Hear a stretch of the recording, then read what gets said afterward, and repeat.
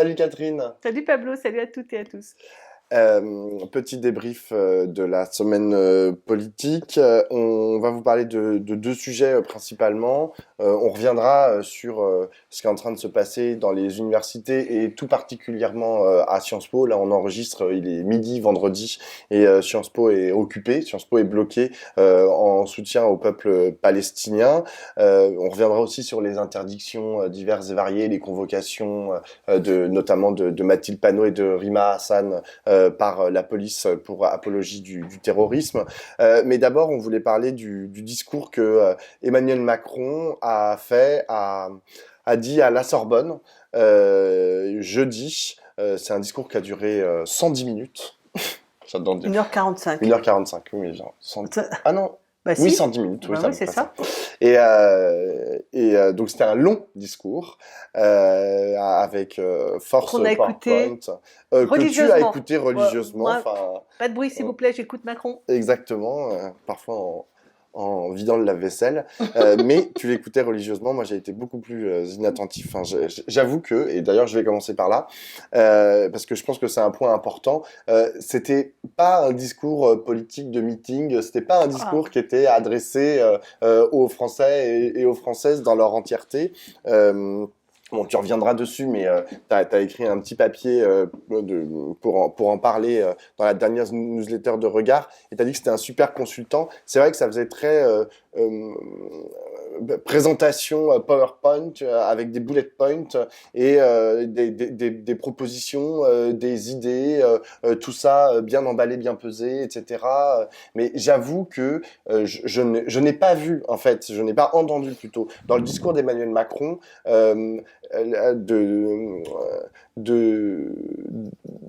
de choses en fait qui étaient susceptibles de nous dire où est-ce qu'on allait aller collectivement. Nous sommes confrontés en ce moment à plein de problèmes. Notre société est traversée par plein de fractures. La guerre est à nos portes, etc.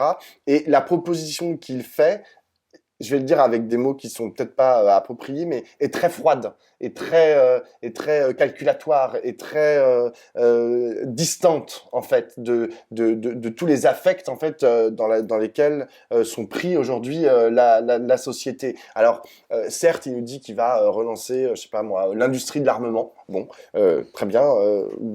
Enfin, peut-être, pas très bien, exactement. Très bien, enfin, pas très bien. Non, mais en tout cas, c'est entendu, tu vois, genre, c'est dans son discours.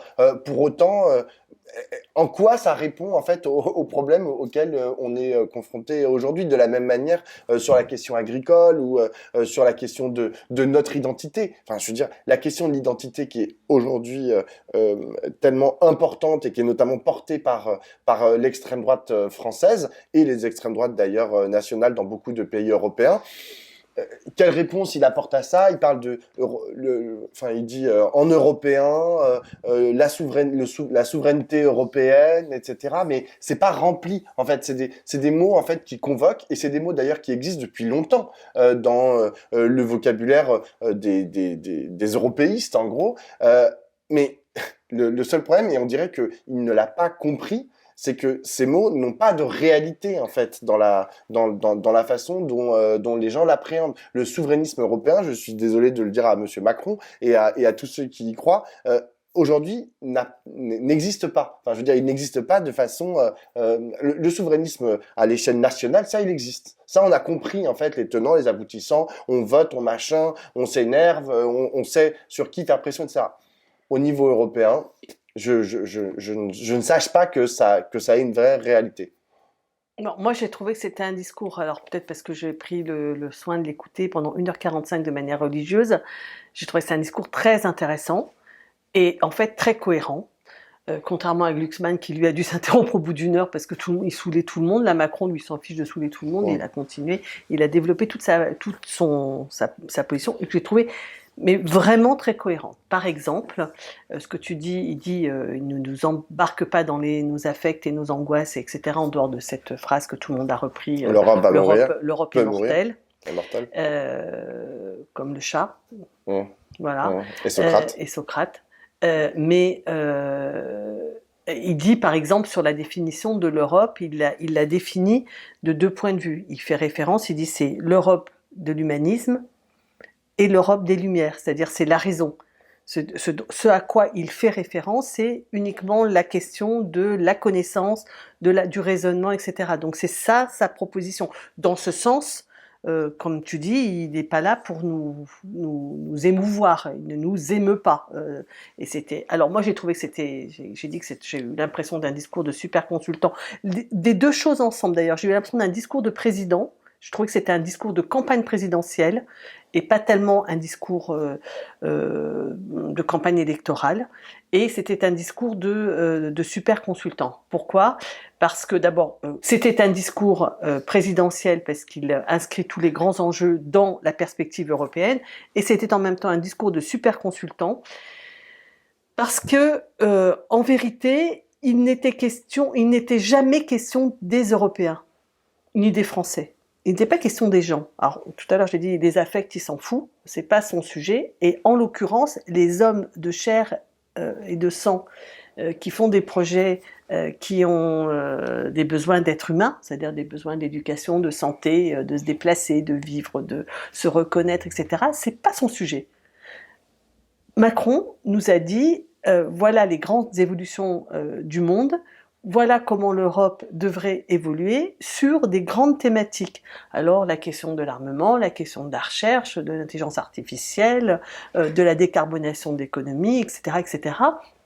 Mais il a pris les grands dossiers. C'est pour ça que tu avais l'impression d'être, oui, ce qu'il fut, c'est-à-dire un consultant stratégique pour la banque Rothschild, même y compris quand il a conseillé Tsipras. Je pense que c'est ce genre de discours qu'il devait avoir avec Tsipras, dans lequel il lui disait les grands choix stratégiques. Mais en fait, un peu indépendamment d'abord des rapports de force politique en France ou en Europe, et indépendamment de comment les gens le perçoivent. Alors, moi j'ai vu deux choses qui m'ont paru extrêmement significatives. À propos de super consultants, il développe l'idée il faut une Europe souveraine. Et au passage, comme ça, il dit à un moment donné, oui, je ne vais pas vous mentir, c'est vrai que sur la question démocratique, on n'est pas au point. Il le dit, il n'en parle plus. Or, il y a un problème. Si tu dis il faut que l'Europe soit plus souveraine, c'est-à-dire qu'elle soit un lieu dans lequel se jouent les enjeux stratégiques, décisifs pour la vie de chacun, alors il faut que ce soit un espace démocratique. Ou alors on passe dans autre chose, on passe dans la gouvernance par les élites technocratiques, par les élites technocratiques. Ce qui est d'ailleurs le sens de son discours, puisqu'en fait, en aucune façon, il s'est adressé aux Français. La forme de ce discours en 1h45 à l'heure où il l'a fait, c'était plutôt des gens qui, entre 11h30 et avant la pause du déjeuner de 13h, ont pu prendre 1h30 pour écouter Macron. Ce n'est absolument pas les salariés, les gens qui travaillent, les gens qui vont faire leurs courses ce matin pour préparer le repas du midi, etc., qui pouvaient écouter. Et d'ailleurs, les chaînes d'infos n'ont pratiquement pas retransmis le discours d'Emmanuel Macron. Donc c'est pas un discours pour le grand public, c'est un discours pour les décideurs. Et donc la démocratie ne fait pas partie du projet de Macron, il en a rien à foutre, il te le dit au hasard, au passage, et tout est cohérent. Je suis du côté de la raison, je suis du côté des décideurs. Ça, c'est la première grande cohérence. Deuxième grande cohérence de Macron, c'est que le social est un coût. Ce qui est la même chose en fait, ce qui est une autre manière de voir le problème, c'est qu'en fait, tout ce qui concerne les politiques sociales, redistributives, protectrices, etc., il n'en a parlé que 2 fois. En 1h45, le mot social n'apparaît que 2 fois dans son discours, et à chaque fois rattaché aux dépenses. C'est-à-dire qu'en aucune façon, il envisage le social comme étant ni le socle du projet européen, ni les bases d'un investissement pour la grandeur, la puissance, la cohésion, tout ce qu'il voudra sur l'Europe. Ce n'est pas les gens dans leurs besoins d'être sociaux n'appartient pas au logiciel d'Emmanuel Macron. Il s'en fout. Ouais. Et d'ailleurs, il le montre. dans sa politique en France, c'est bien de ça dont il est question. Alors après, je pense que ça avait été dit par anticipation par Glucksmann, et je pense qu'il avait raison, c'est de dire il faut confronter Macron entre le discours et les actes.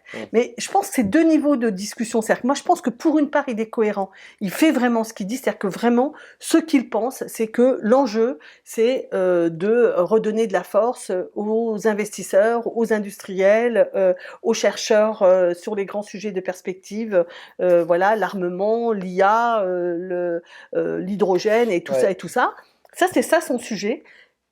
Et par ailleurs, sur le plan de la politique sociale, il considère que tout ça, c'est de l'argent dépensé inutilement, alors qu'il nous a annoncé qu'à ses yeux, il fallait que l'Europe investisse pour ses grands défis à venir 1 000 milliards par an. C'est-à-dire, bon, à peu près l'équivalent de ce que les États-Unis ont décidé de mobiliser pour l'IA. Enfin, pas pour l'IA, non.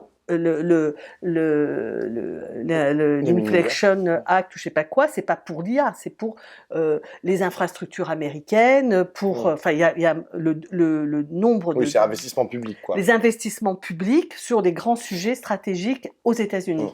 Moi, il y a juste une question que je me pose, c'est que aujourd'hui, on peut pas vraiment dire que la liste de son parti, à Emmanuel Macron, qui est emmenée par Valérie Hayer, est le vent en poupe.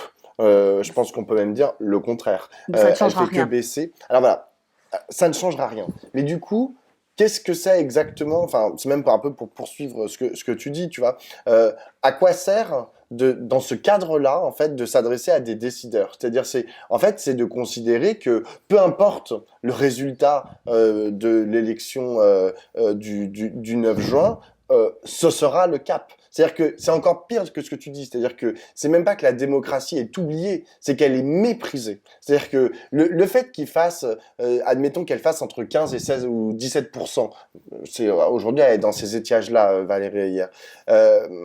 Est-ce que on peut continuer en fait de croire que Emmanuel Macron va faire exactement la même chose pour l'Europe que si elle avait été à 30? Tu vois, c'est-à-dire que il y a une espèce d'enjambement en fait de ce qui va se passer le 9 juin, où de toutes les façons, d'ailleurs, il utilisait beaucoup le futur, tu vois, genre, c'est-à-dire, c'est pas quand tu écoutes par exemple les candidats de gauche, tu vois.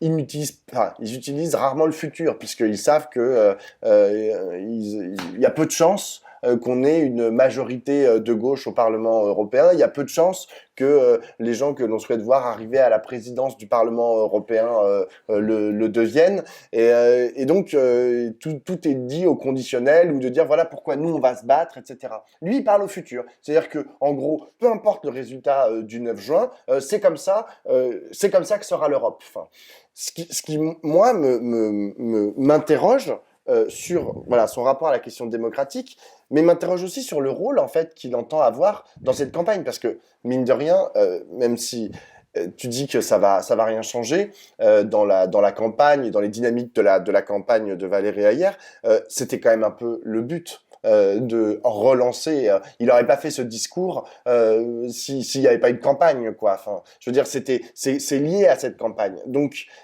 vraiment, je m'interroge. Je ne sais pas en fait pourquoi il a fait ce discours aux décideurs, sachant que les décideurs, c'est pas ce discours-là qui va les convaincre particulièrement d'aller voter Emmanuel Macron. Sûrement qu'ils votaient déjà Emmanuel Macron avant même que de le regarder. Donc j'ai un problème. Peut-être qu'il s'adressait aux autres, comme tu l'as dit dans le papier. Le discours était retransmis dans 4 langues différentes, dans différents pays. Donc peut-être que c'est à destination des autres chefs d'État, etc., plus que pour nous, dans le cadre de la campagne. Mais en tout cas, une chose est certaine, c'est que c'était pas pour aider cette brave Valérie Hayer qui fait ce qu'elle peut, mais qui aujourd'hui n'arrive pas à percer le mur du son. Moi, j'ai l'impression que Macron il dit deux choses à destination de la population française et notamment son électorat. Bon, d'abord, il essaie de dire qu'il faut parler d'Europe et donc d'essayer de reprendre la main, notamment à Glucksmann, qui est celui qui parlait le plus d'Europe, donc pour dire, nous aussi, on a une vision européenne. Ça, c'est la première chose. Et puis la deuxième chose, c'est que il a parlé pas mal des enjeux de mobilisation d'investissement. encore une fois, je pense que son histoire, quand je dis ça, je n'ai pas de mépris pour le fait qu'il ait été consultant chez Rothschild. Hein. Je veux dire, la banque et la finance ne me paraissent pas un sujet dont on ne doit pas parler et qui discrédite toute personne qui se préoccupe de ces enjeux. Donc, quand il a dit il faut faire 1000 milliards d'investissements, d'une certaine manière, il contient l'enjeu du déficit public français et il anticipe la dégradation de la note qui va intervenir probablement ce soir. Nous sommes vendredi. Donc on suppute que les agences de notation, dont on se demande bien pourquoi est-ce qu'elles font la pluie et le beau temps comme ça, voilà. Donc d'une certaine manière, ce qui dit bon bah d'accord, on est en déficit, d'accord, mais ce qu'il faut c'est montrer. D'une certaine façon, je pense que au-delà de l'heure 45, il a voulu faire une démonstration de j'ai le cap, je sais où je vais, je suis le boss quoi, tu vois. Et bon, donc moi je pense pas que il ait complètement enjambé l'élection européenne. Il a quand même délivré un message pour l'élection européenne, notamment vis-à-vis de son électorat qui s'est dit bon mais attends, le Mozart de la finance, qu'est-ce que tu nous as foutu avec le déficit à 5,5 et la note qui va se casser la gueule. Non mais t'as raison, il s'est vraiment placé en capitaine d'industrie. En grand stratège, voilà, c'est ça. Ça c'est la première chose. Et la deuxième chose, c'est qu'en effet, je pense qu'il doit avoir quand même conscience que de toute façon, la doudoune, elle approche. Il va essayer de la relativiser, il va essayer de faire baisser l'écart. Là, je veux dire, un écart de 15 points, c'est beaucoup. Donc, il va essayer de faire en sorte que ça ne soit pas le cas. Mais ceci étant, lui, il n'a pas l'intention de démissionner, Macron. Donc, il a l'intention de tracer un cap, de le légitimer. Je dirais à la limite, il a été plus disert dans ce discours à la Sorbonne là qu'il ne l'a été pendant la campagne des présidentielles, où vous vous rappelez qu'il a quasiment rien dit, ni pendant la campagne des présidentielles, ni dans la campagne des législatives. C'est-à-dire que là, il y a plus de matière et il y a plus de cohérence dans ce qu'il nous a raconté hier que il y a 2 ans. Donc là, il essaye de redonner du sens, du cap aux 3 ans qui lui restent à faire, sachant que tout le monde sait que ça va être chaud patate, hein, parce que le RN, bon, comme à chaque fois, ils annoncent qu'ils vont demander la dissolution, mais ceci étant, cette fois-ci, ils vont vraiment pousser en ce sens parce qu'ils auront, très probablement, plus de 30%, assurément plus de 30% si on met la totalité des extrêmes droites. C'est-à-dire que si on met toutes les Marion Maréchal, puis il y en a d'autres, hein, des listes d'extrême droite, voilà, ça va être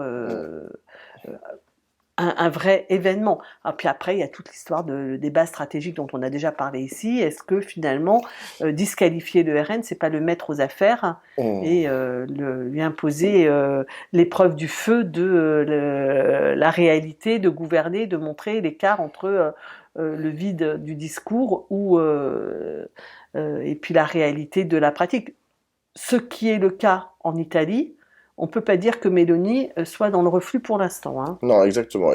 Franchement, on a déjà fait le test dans certaines mairies et le résultat n'est pas probant pour les opposants à l'extrême droite. Enfin, je veux dire, quand ils arrivent aux affaires dans une mairie, la mairie s'écroule pas. Ils font leur truc. On trouve ça dégueulasse, mais ils font leur truc. Et ils confortent les idées d'extrême droite. Oui. C'est-à-dire que dans les mairies dirigées par les maires d'extrême droite, on survote Marine Le Pen. Donc, ils arrivent à structurer une idéologie d'extrême droite par une pratique politique. Exactement. Donc c'est un pari que moi je ne ferais pas, que d'aller mettre Gabriel Attal, n'importe quoi, Jordan Bardella, lapsus intéressant. De mettre Jordan Bardella Premier ministre.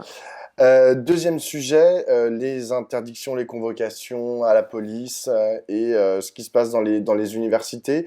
Donc je rappelle que on a appris alors la semaine dernière que Rima Hassan était convoquée par la police pour apologie du terrorisme. Je rappelle que Rima Hassan, elle est sur la liste de la France insoumise. C'est notamment une militante pour la cause palestinienne et une experte en droit international.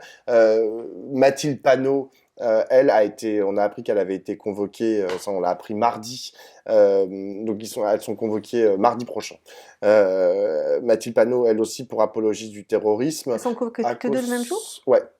À cause d'un Mathilde Panot, donc c'est pour le communiqué de presse de la France Insoumise qu'ils ont publié au lendemain des attaques du 7 octobre, voilà, et qui est considéré comme une apologie du terrorisme. Franchement, il est fort à parier, ou plutôt à craindre, qu'il y en ait d'autres. Alors, ce ne sont pas les autres, il y a aussi une condamnation, la condamnation d'un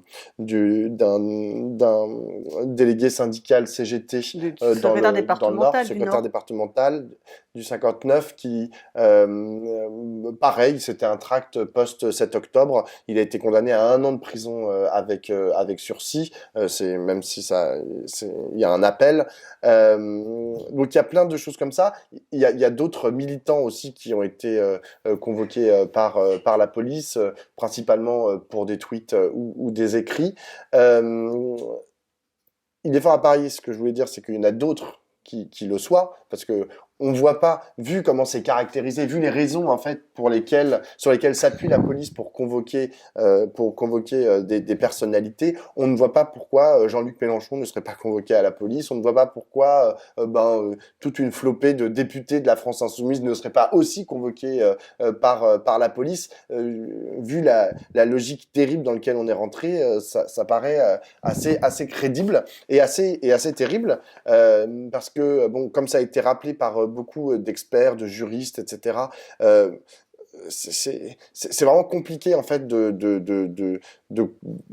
d'imaginer que ce qu'ils ont fait, on peut ne pas être d'accord avec la façon dont ils racontent ce qui s'est passé le 7 octobre, la façon dont ils racontent l'histoire ou le présent, etc.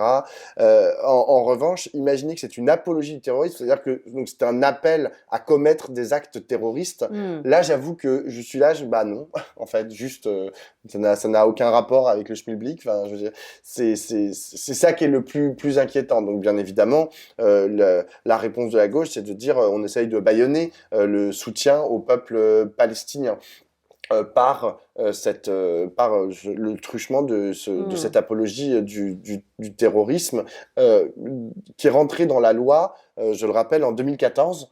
Et dès alors, il y avait des députés, des parlementaires et des sénateurs qui avaient alerté sur le fait que la définition qui était posée dans la loi était un peu trop vague, un peu trop large, notamment des députés, des sénateurs communistes qui avaient voté contre. Ouais, Marc Delez, tout ça. Enfin, bien sûr, le groupe avait voté contre, et Marc Delez, etc. Ils avaient dit non, mais là, c'est du grand n'importe quoi. Ça ouvre la porte à convoquer n'importe qui pour n'importe quoi.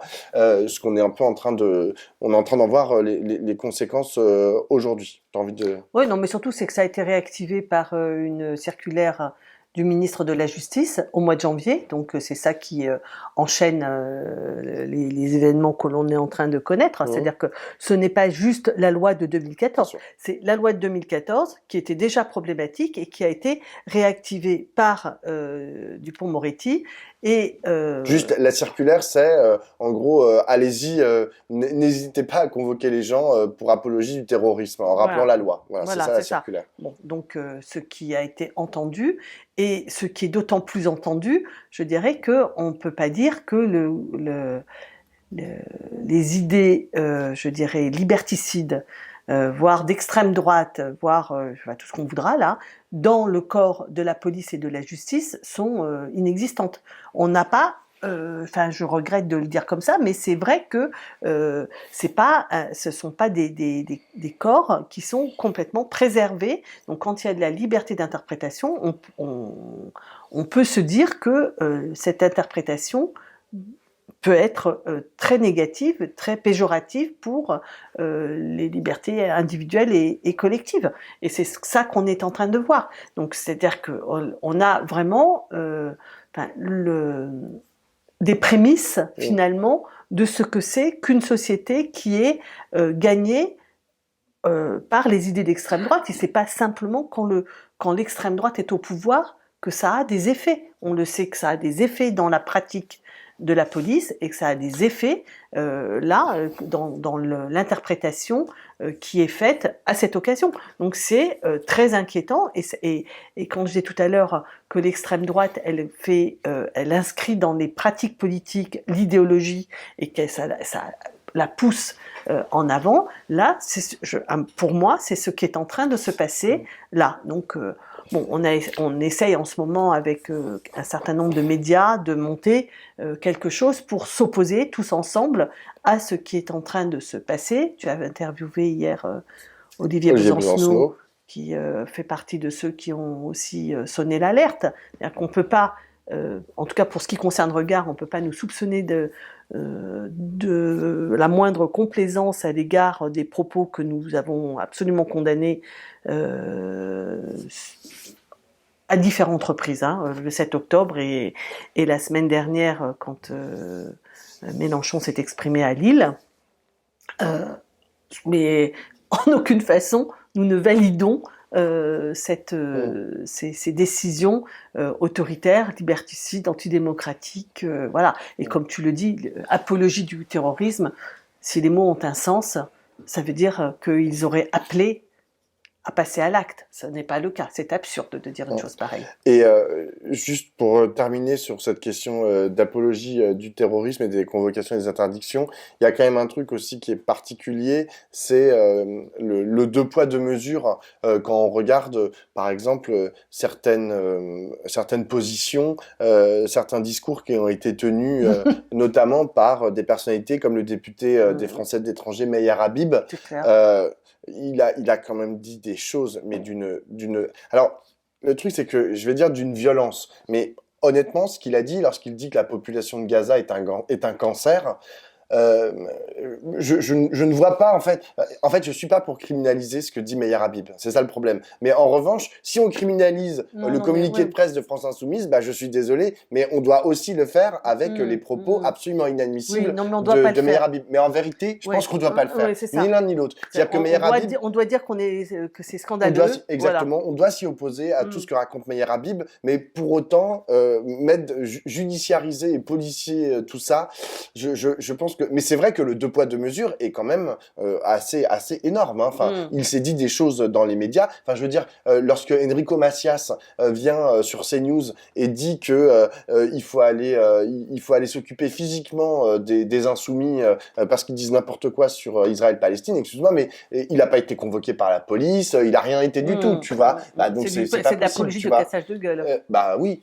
Donc c'est un appel à la violence, quoi. Mais c'est clair. Et là, il ne s'est rien passé. Bon, entre parenthèses, même pour Enrico Macias, je suis pas pour le faire parce que c'est un vieux monsieur. Mais c'est ce que je disais, c'est qu'en fait, le truc, c'est que à qui s'adresse la directive de Dupond-Moretti ?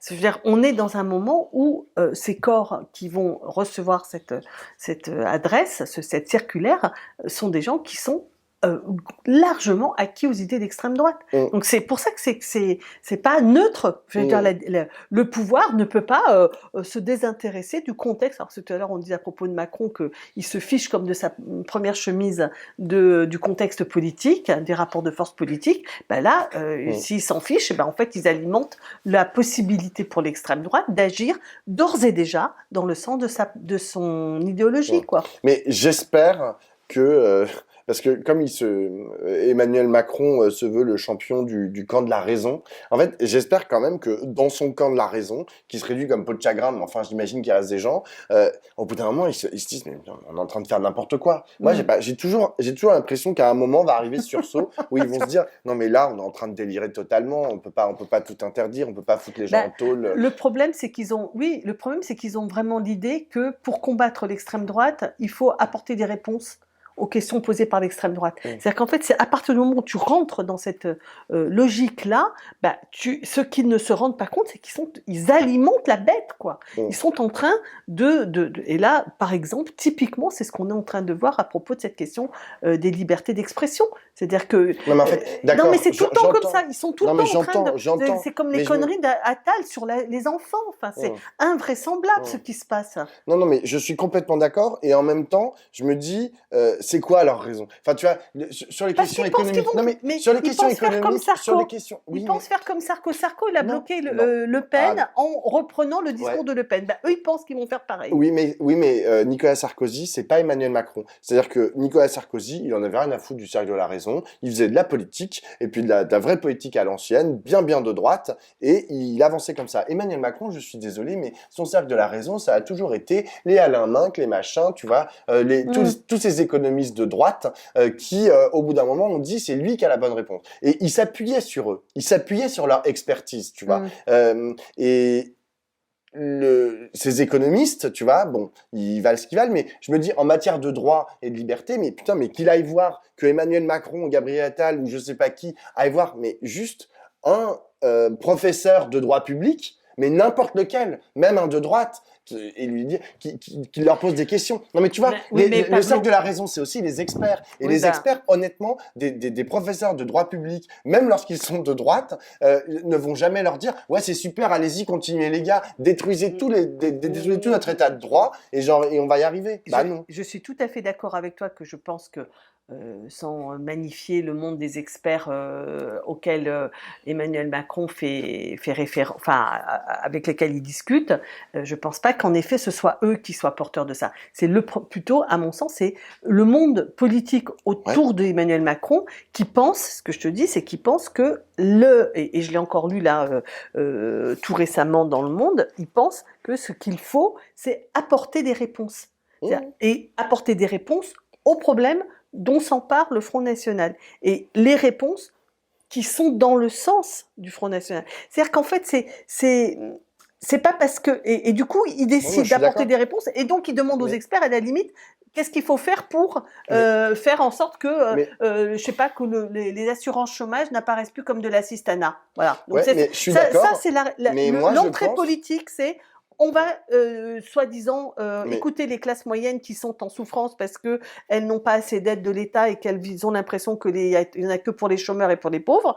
Donc c'est les politiques qui disent ça, et du coup on demande éventuellement aux conseillers, aux experts machin de sortir les 3-4 mesures qui vont faire la rue Michel. Mais moi je pense que Emmanuel Macron, elle est du côté de la politique. Exactement. Emmanuel Macron, il se voulait le champion du camp de la raison, mais aujourd'hui il est le champion de la politique. Et il fait de la politique, et il fait de la politique bien de droite, voire d'extrême droite. C'est ça qu'il est en train de faire, notamment en matière de liberté publique. Et tout ce qu'il fait est profondément irraisonnable. C'est-à-dire que les experts, je suis désolé, ne sont plus d'accord avec lui.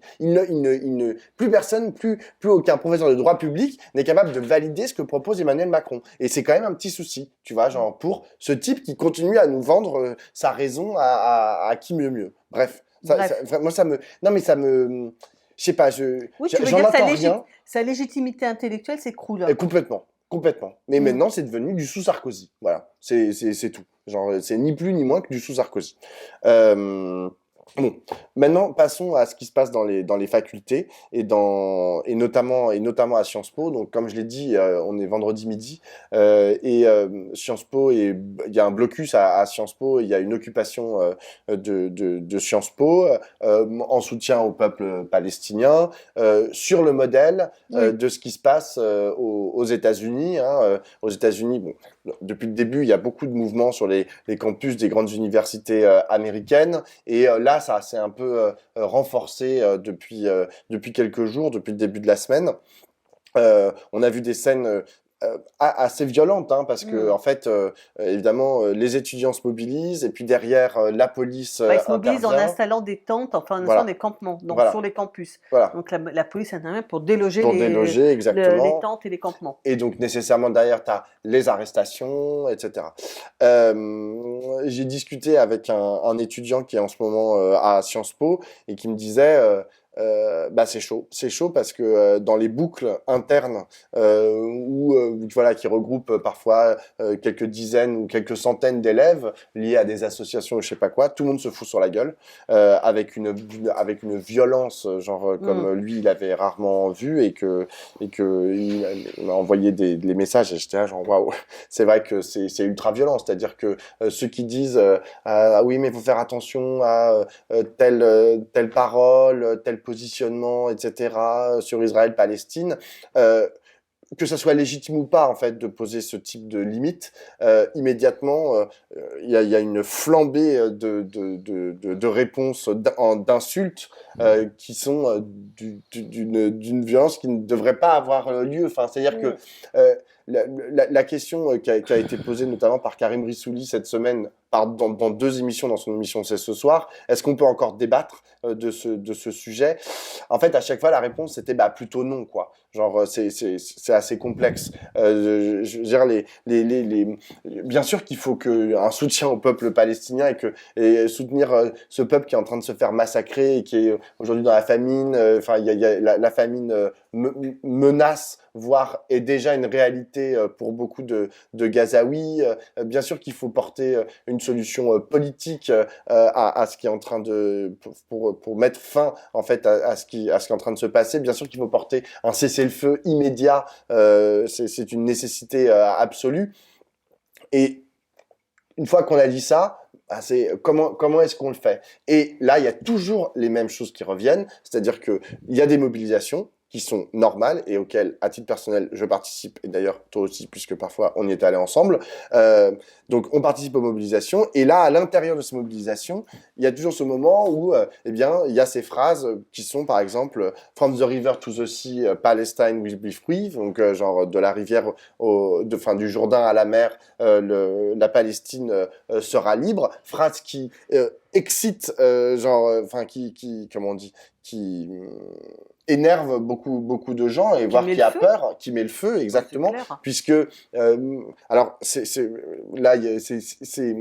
toujours compliqué parce que moi j'avoue que dans cette phrase aujourd'hui j'ai jamais vu pour moi c'est pas la négation de l'État d'Israël que de dire ça, mais je sais que genre pour beaucoup de gens, beaucoup et notamment beaucoup de juifs français qui sont attachés et qui suivent ce qui se passe au Proche-Orient, cette phrase est insupportable. Donc la question c'est: est-ce qu'on doit continuer de l'utiliser? Et la plupart dans les mobilisations, ils l'utilisent bien évidemment. Enfin, et puis après, tu as aussi le Palestine vivra, Palestine vaincra. Ok, d'accord. Enfin, ça, c'est des phrases moi que j'ai déjà dites en manifestation il y a des années. Et est-ce que ça prend un sens nouveau aujourd'hui que de dire Palestine vaincra? Est-ce que ça remet en question, par exemple, l'existence de l'État d'Israël? Est-ce qu'on a le droit, dans le débat public français, de remettre en question l'existence de l'État d'Israël? C'est une vraie question. Quand on parle avec des jeunes aujourd'hui, parfois ils nous disent oui, de toute façon, nous on est antisionistes. On a encore eu le débat hier, d'ailleurs avec une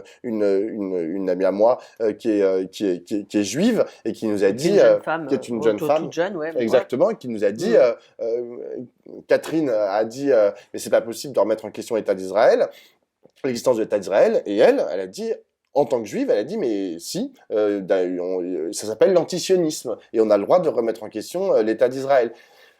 Ce qui pose des questions auxquelles moi, à titre personnel, j'ai pas de réponse, si ce n'est que, et j'en terminerai là-dessus, je vois bien que là, il y a une crispation, et quand je dis crispation, le mot est faible, sur ce sujet, qui ne permet même plus, à mon avis, à beaucoup de pouvoir se mobiliser pour soutenir le peuple palestinien qui est aujourd'hui en train de devenir un peuple martyr. Comment elle s'appelle dans son prénom, Verzelati? Céline. Céline, j'allais dire Caroline, mais je savais que c'était pas ça.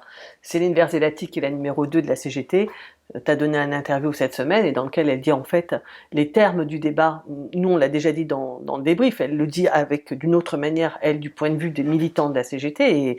Et moi, je l'ai déjà dit. Je trouve que la façon dont les termes de la mobilisation sont aujourd'hui posés rend très compliqué son élargissement. Et elle dit, voilà, les militants de la CGT, ils sont très mal à l'aise dans cette affaire parce que ce dont ils ne veulent absolument pas, mais de façon, et moi je partage complètement leur préoccupation, c'est de participer en aucune façon à l'antisémitisme, d'être accusé, c'est pas pareil. Oui, mais attention, parce que c'est pas pareil.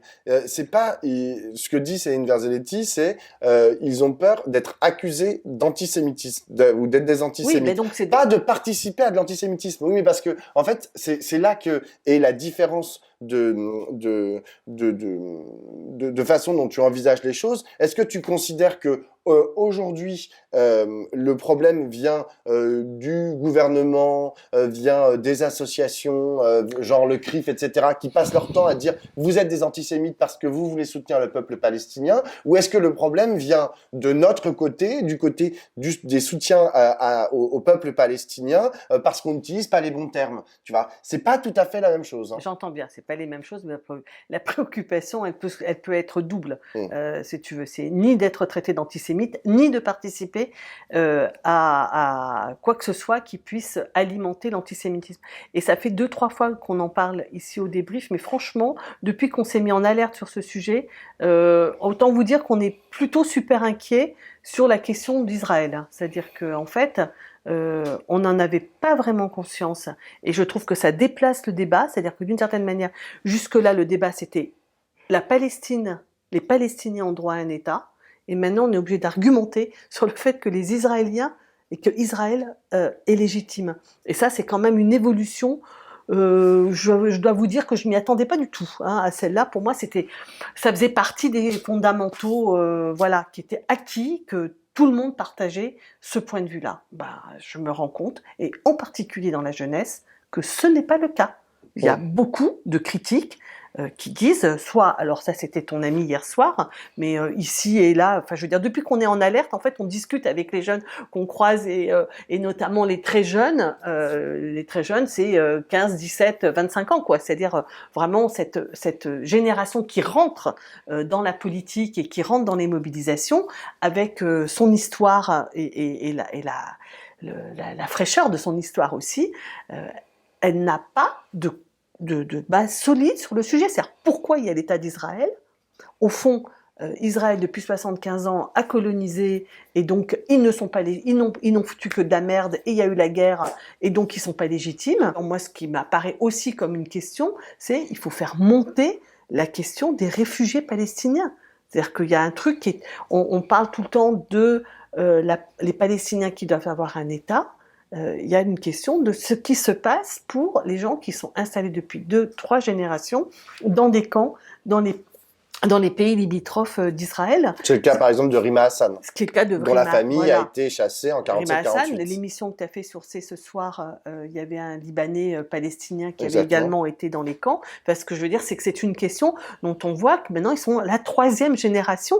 Donc cette question-là, maintenant, devient une question incontournable. Qu'est-ce qui se passe? Qu'est-ce qu'on fait? Alors l'attaque contre l'UNRWA ne va pas améliorer la résolution, mais en tout cas sur le plan international, la question de l'existence d'Israël, d'abord sur le plan politique, la question de l'existence d'Israël doit être rélégitimée, à mon avis, et c'est, bon, je l'ai déjà dit, pour moi, la France insoumise qui a l'oreille de la jeunesse doit absolument faire cet effort de justifier pourquoi l'État d'Israël doit exister, doit être en sécurité. Donc ça, c'est une responsabilité politique incontournable. Et puis la deuxième chose, c'est que maintenant, il faut faire monter les conditions de l'existence d'un État palestinien sûr, protégé par la communauté internationale, palestinien et israélien protégés par la communauté internationale, et dans lequel les Palestiniens qui sont des réfugiés depuis 1947 ont une solution. Alors, tu as tout à fait raison sur la sécurité de l'État d'Israël, d'autant que, par exemple, si on prend tous les partis de gauche, ils sont, on va dire les 4, PC, Europe Écologie Les Verts, le PS et la France Insoumise, ils sont tous les 4, ils portent la solution à 2 États. Donc, qui dit 2 États, dit existence d'un État palestinien et d'un État israélien. Et d'ailleurs, ils le répètent. Mais c'est pour ça qu'il faut le légitimer. Ce que je suis en train de dire, c'est que c'est cette base-là, on croit qu'elle est acquise, elle ne l'est pas. Exactement. Et dans la jeunesse, elle ne l'est pas du tout. Et là, c'est un peu à destination de... il y a quelqu'un qui prend beaucoup la parole en ce moment, c'est Jean-Luc Mélenchon. On en a déjà parlé la semaine dernière, mais Jean-Luc Mélenchon, il dit solution à 2 États, il dit il faut 2 États, machin. Mais je trouve que quand tu dis relégitimer, ça veut dire faire porter aussi la focale en fait sur la nécessité de l'existence de l'État d'Israël. Oui. C'est-à-dire développer en fait un argumentaire. Il y a un argumentaire aujourd'hui qui est développé et qui est d'ailleurs, à mon avis, puissant et convaincant sur la question de l'existence de l'État de Palestine par la gauche. Maintenant, il faut mettre aussi un peu la focale sur l'État d'Israël. C'est exactement ce que je pense. Exactement. Et en vérité, moi, je fais, et force est de constater qu'aujourd'hui, ce n'est pas le cas. Ils ne considèrent pas que c'est nécessaire, voire ils considèrent que c'est peut-être un peu un boulet dans leur façon d'élaborer leur argumentaire et dans leur stratégie, tu vois, que de développer en fait ce point-là. Et ça va, je vais relier ça en fait avec la façon dont Jean-Luc Mélenchon, qui est souvent accusé d'antisémitisme, a de se défendre en fait, de dire je ne suis pas antisémite. En fait, il dit je ne suis pas antisémite. Et puis voilà, hop, on passe à autre chose, tu vois. Oui, et en fait, c'est la même chose. Il n'argumente pas. En fait, il ne construit pas en fait de récits aussi puissants et aussi forts qu'il ne le fait en fait sur d'autres sujets. Par exemple l'islamophobie. Sur l'islamophobie, exactement. Oui, c'est ça. Il s'est développé sur qu'est-ce qui se passe en France vis-à-vis des musulmans, mais exactement. par contre et c'est puissant et intéressant. Exactement, et c'est fondé.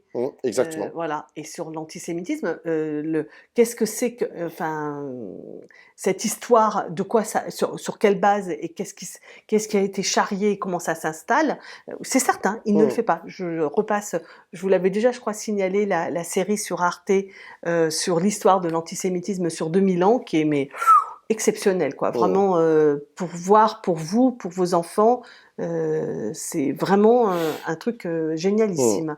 Mais c'est ça le problème. Et pour boucler sur notre affaire des étudiants dans les universités, on voit aux États-Unis qu'on est dans une situation, si on ne dénoue pas ce truc-là, mais on va pas s'en sortir.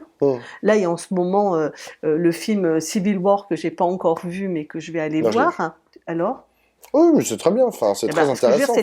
Cette idée de société qui peuvent se déchirer complètement, cette question de l'antisémitisme et de l'islamophobie, cette question d'Israël et cette question de la Palestine, c'est un sujet qui peut nous déchirer. C'est inflammable. Il faut défaire il faut dénouer ce nœud et on le redénouera que pour complaire à Emmanuel Macron par un discours de raison. Il faut revenir à l'histoire, il faut raconter les choses, pourquoi elles sont ainsi, comment elles se sont passées, et retrouver de la politique, c'est-à-dire comment on va les faire évoluer de façon à ce que on sorte de cette situation inextricable, avec un paradoxe complètement dingue. Aux États-Unis, je pense que Biden il est en train de perdre son élection là.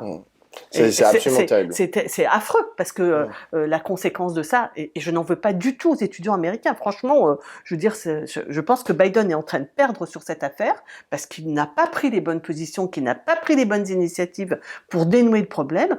Ça lui est vertement reproché par les étudiants américains. La conséquence, c'est qu'on peut se retrouver avec Donald Trump, en effet, qui est quand même totalement un adversaire, notamment parce qu'il est sous l'emprise des évangélistes américains. Il est totalement sioniste, sous une idéologie du grand Israël, quoi. Et c'est ça qu'il porte. Donc voilà, c'est le paradoxe de l'histoire. Hein. Je terminerai en citant l'acteur français Omar Sy.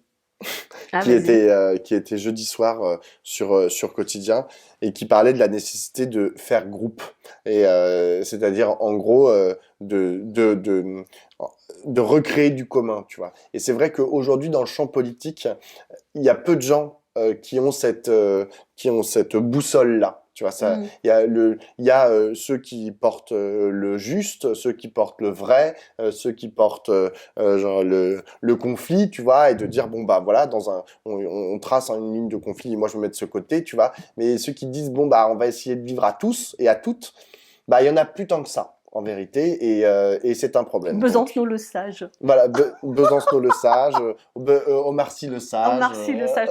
Non, mais je parle de Besancenot parce que dans le champ de la politique, en effet, mais tu as raison, hein, c'est-à-dire si on porte le juste, le vrai, écoute, voilà, si on est détenteur de la justice et de la vérité à soi seul, on peut pas transiger, quoi. Hein, non, voilà. Non, et on peut pas vivre ensemble. Voilà, problème. Allez, c'est sur ces mots. Salut. Sur ce, à la semaine prochaine, ciao.